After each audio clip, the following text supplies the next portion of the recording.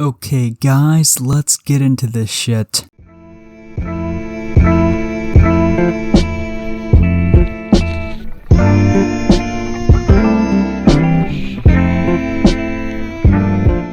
Alright, so real quick guys, I just wanted to give a big thank you for the support on the last video, because so far that's like the best I've ever had a video do. And also I wanted to say this video is going to be formatted basically the same as the last movie review with like the good parts and the bad parts, so yeah.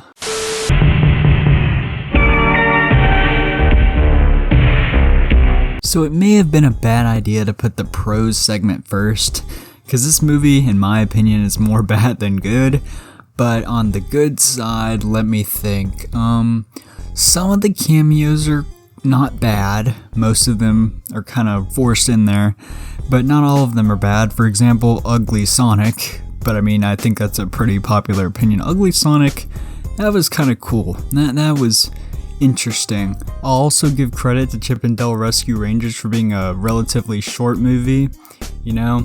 I don't think I'd want to sit and watch a movie that was like this for any longer than 2 hours. So yeah, thank you Disney for making this an hour and a half. Back to the cameos though in Chip 'n Dale, I thought the Ant-Man thing was kind of funny about like how it was like originally supposed to be a guy and his power was like to like make ants attracted to him. I thought that was kind of funny, I guess, even though it was cheesy. By ants I mean like family member type of ants, like not the insect. Like the joke was that ants, as in like your dad or mom's sister. God damn it, why am I explaining this joke? You get what I mean, I think. It was just not ant as in ant, it was ant as in person. Haha, funny. I guess my little inner 12-year-old brain thought that was funny. So yeah, there you go, Chip 'n Dale. You get that one. The main villain in Chip 'n Dale Rescue Rangers is Sweet Pete, and I think like the origin or backstory of that character is pretty well done. So yeah, it has a pretty good villain, I'd say. But yeah, that's one pro to add to this little list, I guess. A big part of the movie's plot is that like there are characters going missing, and the way they show what happens to these characters going missing. Well, okay, I didn't say no spoilers on this video, so I'll just say it basically. These characters, they'll end up owing something to this like gang in which Sweet Pete owns, or Sweet Pete is like the head of the gang, and if they don't end up paying up, they'll take these characters and like turn them into bootlegs and put them in bootleg movies. And if you don't know what bootleg movies are, they're basically just knockoffs of well-known movies. And it's really interesting to see that, like that's pretty creative. I like how they do that in Chip 'n Dale. So yeah, another props to Chip 'n Dale Rescue Rangers.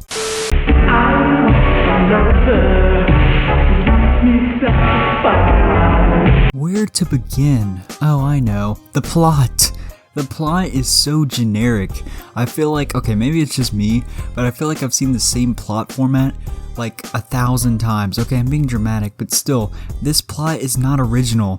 Guy goes missing, friends go look for missing guy. Wow, I've never heard of this before. That's crazy. That's amazing. Wow. But it's just, god damn, just come up with something original. If you're going to make a detective movie, make something, or some kind of rescue mission movie, make it original, please. Do not go by the same thing.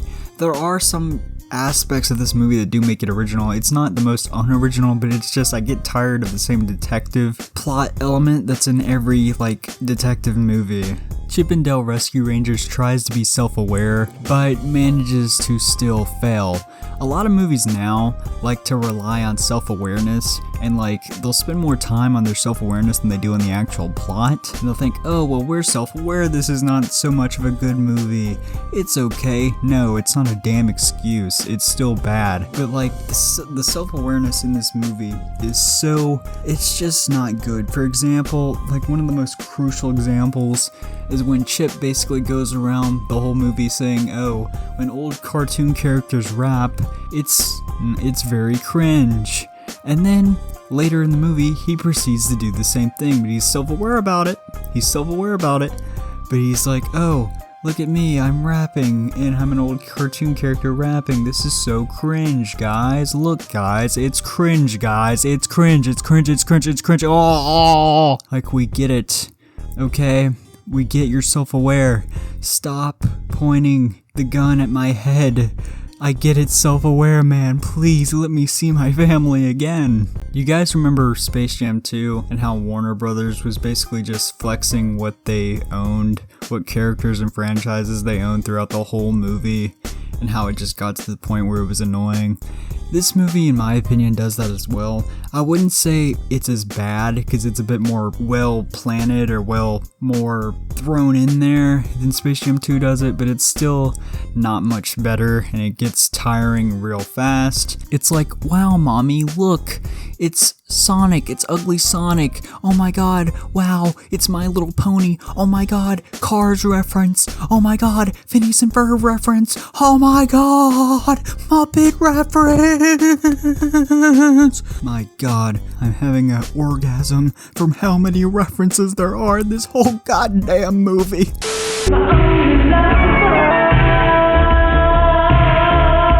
In conclusion, this movie is not the worst, but it's not the best. I'd say it's the prime definition of mid for a movie standards.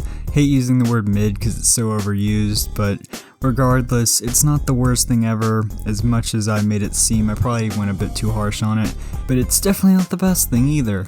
Better than Space Jam 2 when it comes to like showing off what franchises and stuff your company owns, but it's still kinda generic when it comes to the plot, but there are some original elements to it, like the whole bootleg movie thing I mentioned earlier, but besides that, I don't know, I'd give it like a 5 out of 10, maybe 6 out of 10 of a movie. But yeah, hope you enjoyed this video and consider leaving a like and subscribing. So yeah, I am out.